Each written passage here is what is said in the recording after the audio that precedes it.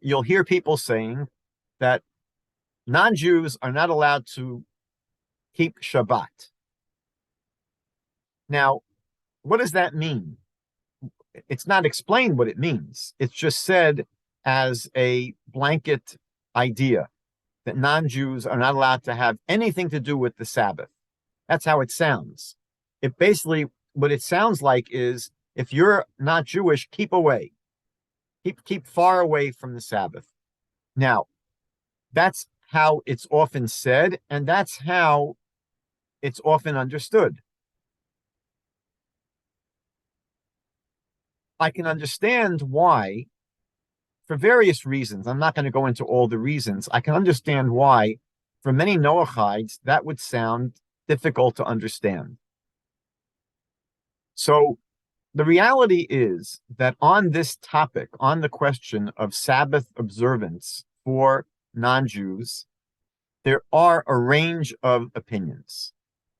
There are a range of opinions. There are opinions which would say that for a non-Jew, it's something that they should not be involved in at all. There are such views. I think in a previous session that I had here, I shared my perspective, which I have since discovered was the perspective of Rabbi Yoel Schwartz in Israel. And I'll explain why it makes a lot of sense to me. The basic understanding that I have, and by the way, I've checked this out with the leading Torah scholar in Canada, Rabbi Shlomo Miller, who is the leading Torah sage in Canada. I submitted this to him as a question. So my suspicion was confirmed. So basically, the idea that I've had is that, and it's going to be hard to explain this, so just be patient, is that non-Jews are allowed to honor the Sabbath, but they shouldn't observe the Sabbath. Now, this sounds like a very difficult distinction to understand. What does it mean to honor? What does it mean to observe? So basically, the simplest way of explaining it is if you look at the two versions of the Aseret HaDibrot, the two versions of the so-called 10 commandments in the Torah. So you'll find the Sabbath is first mentioned in Exodus chapter 20, in the first version of the Aseret HaDibrot. There's a problem calling them the 10 commandments because it's a misnomer. There aren't 10 commandments. There are 613 commandments, but we call these the 10 because these 10 were engraved on the two tablets. In any event, in Exodus chapter 20, we have a commandment which says, Zachor et Yom HaShabbat lekadsho. Remember the Sabbath day to keep it holy. Zachor et Yom HaShabbat lekadsho. Remember the Sabbath day to keep it holy. If you go to Deuteronomy chapter 5, it has a different wording. It says there in the next or the other version of the Aseret HaDibrot, it says Shamor et Yom HaShabbat lekadsho. Safeguard the Sabbath day to keep it holy. So this is an interesting question. How is it different to say, remember the Sabbath day? How is that different than safeguarding the Sabbath day? So the way it's understood in Torah law is that there is a positive element to the Sabbath and there's a negative element to the Sabbath. The positive element to the Sabbath are all those things that we do to make the Sabbath a special day, to indicate it's a special day, to mark it as a special day, as a holy day. So, for example, people that light candles to initiate the Shabbat coming in, or people that will set a special meal and have a special meal on the Sabbath, or people that will designate special times for prayer on the Sabbath, or special times for Torah study on the Sabbath. There are many things that people do to make the Sabbath a special day.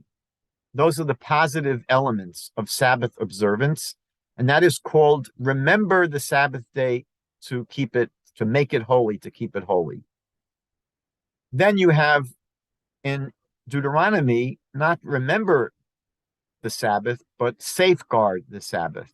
And these are not the positive things that we do to make the Sabbath a special day.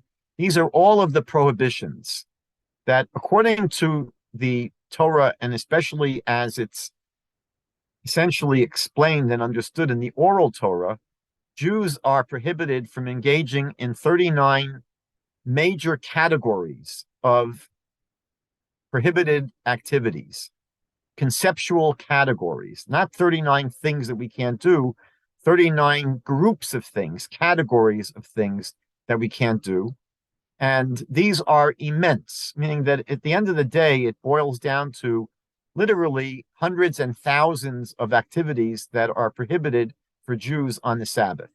So, for example, people that are Jewish that observe the Sabbath will not drive their car. They won't write with a pen. They won't turn on a light. They won't turn off a light. They won't cook on their stove. They won't use a microwave oven. They won't use their computer. They won't use their phone. There are millions of things that Jews will not do on the Sabbath. They will not carry, let's say, a book out of their house, from their house into the street. There are just a whole myriad of things that are not done. That's called safeguarding the Sabbath, not violating the Sabbath by violating these prohibitions. Now, what we're saying is that when it comes to the positive elements of making the Sabbath a special day, honoring the Sabbath, that is something that non-Jews can do. When it comes to basically avoiding the prohibited activities on the Sabbath, that's something that non-Jews should not engage in. Now, what's the proof for this? So it's interesting. If you go back to Exodus chapter 20, where it speaks about honoring the Sabbath in the sense of remember the Sabbath day to make it holy, what is the reason for the Sabbath that we find in the book of Exodus chapter 20? It says there, because God created the world in 6 days and rested on the seventh.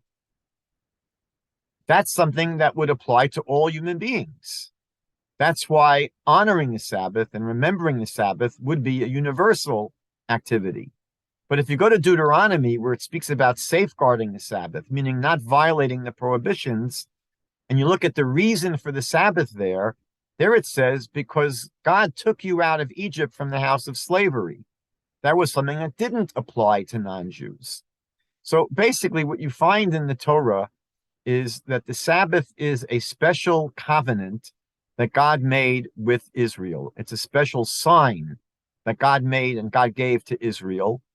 And so it's considered to be basically appropriation. It's appropriating something that belongs to another group of people to just simply take it for oneself, to assume that this is public property. I can do whatever I want on the Sabbath. No, the Torah is telling us that the Sabbath was a special covenant, a special sign that God gave to Israel. You'll find this in Exodus chapter 31. And it's not appropriate for people just to assume I'll do whatever I want. You know, it's my own life. It's not our own life. God makes the rules. And so this is the view that I would have, which is that for people that are not Jewish to want to honor the Sabbath as a special day in which God rested from creation, a day that we can, again, spend with our family, with our friends, enjoying nature.